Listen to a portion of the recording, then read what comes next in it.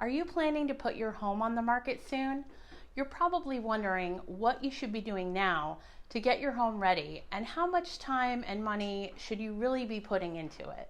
In this video, I'm going to give you my most practical recommendations for getting your home in the best condition to sell without breaking the bank or your back.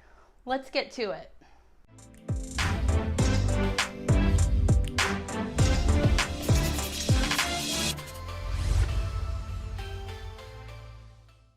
Hi everyone, welcome back to my channel.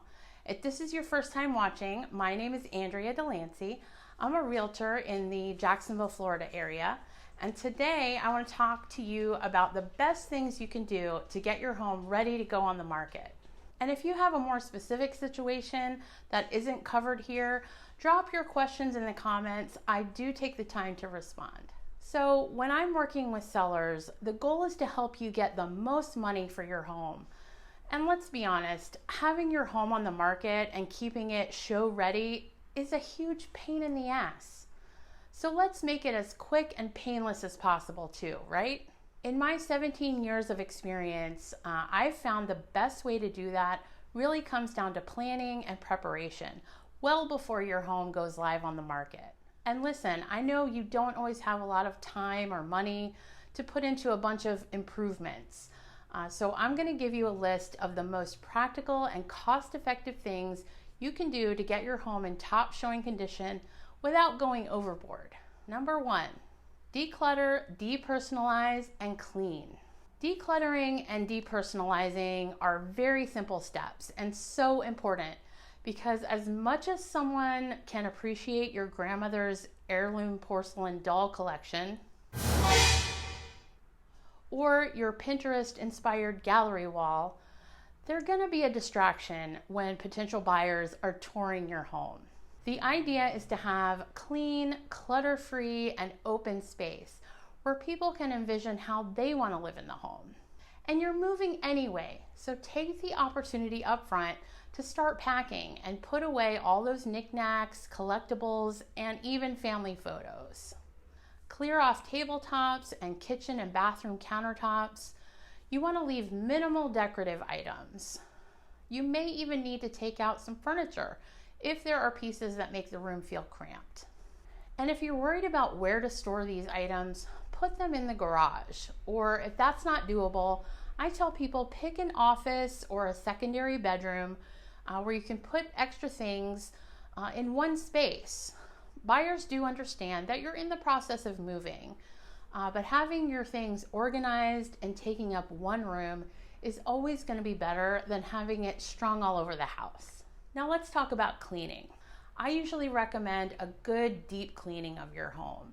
It's the least expensive thing you can do that will probably have the biggest impact, along with the decluttering. A good detailed cleaning should include things like cleaning tile grout, cleaning baseboards, dusting ceiling fans and light fixtures, cleaning air vents and the inside of appliances. And be sure to pay special attention to any potential odors that other people could be sensitive to, like from pets or cooking.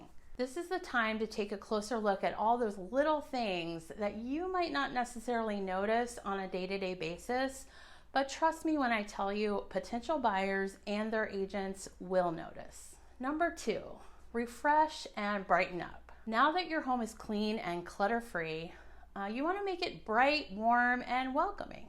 And this is where I'm going to talk about paint colors. This is sometimes a tough conversation with sellers. I get it. You've put your heart and soul into making this home your own.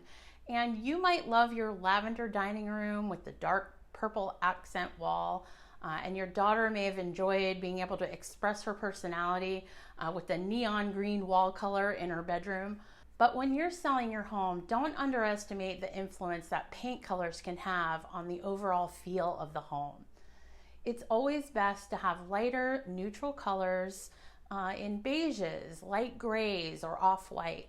It makes the home brighter and it makes spaces feel larger. If you already have pretty neutral colors, great. You're ahead of the game. I would recommend just going around and checking for areas that may need some touch-ups. It'll just add to that nice, clean, and fresh feel. Now, I have sellers tell me all the time, painting is an easy fix, and if the buyers don't like it, they can change it. Well, guess what? Painting is an easy fix. And if you have very personalized, dark or bright paint colors in your home, bite the bullet and just take care of it yourself up front. Part of this step is also to brighten things up and let in as much natural light as possible. Consider removing or replacing dark curtains or window treatments. Open up all the blinds, even if you only do it during showings. And for goodness sake, go around and replace any burned out light bulbs. Number 3, curb appeal. Another simple and effective step is to make sure your home's exterior and the curb appeal is on point. It only takes seconds to make a first impression, and when buyers are pulling up to tour your home, you want it to grab their attention and make them want to see more. Get the lawn cut and edged, trim back bushes, pull weeds and put fresh mulch down. Maybe add a few pops of color by planting some flowers or having potted plants. Consider pressure washing the exterior and driveways and walkways if needed. Put a fresh coat of paint on the front door and maybe a new doormat. Also check to see if you need to replace old rusty exterior lights or fixtures. Remember, sometimes it's these little things that can make the biggest impact.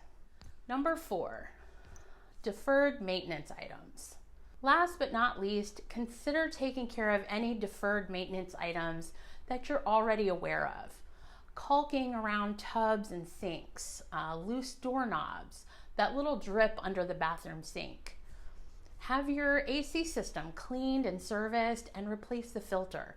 It's one of the most common things that comes up in a home inspection report. If there's anything minor you can take care of yourself up front, or even if you have to pay a handyman a few $100s, it's usually going to be less hassle to go ahead and get it done. Because when it comes to requesting repairs, the buyers are going to use every little thing that comes up to negotiate. And that minor plumbing leak you could have fixed yourself is now going to cost you several $100s because you have to use an appropriately licensed plumber when you're under contract. There's definitely a lot of little things to think about when you're getting ready to put your home on the market, but your real estate agent should be able to help you determine what things will be most cost effective and will give you the best return for your money, time, and effort. Thanks for watching, guys. If you found this video helpful, please remember to like and subscribe to my channel. I post new videos weekly on the local Jacksonville real estate market and my best tips for buyers and sellers. I'll see you next time.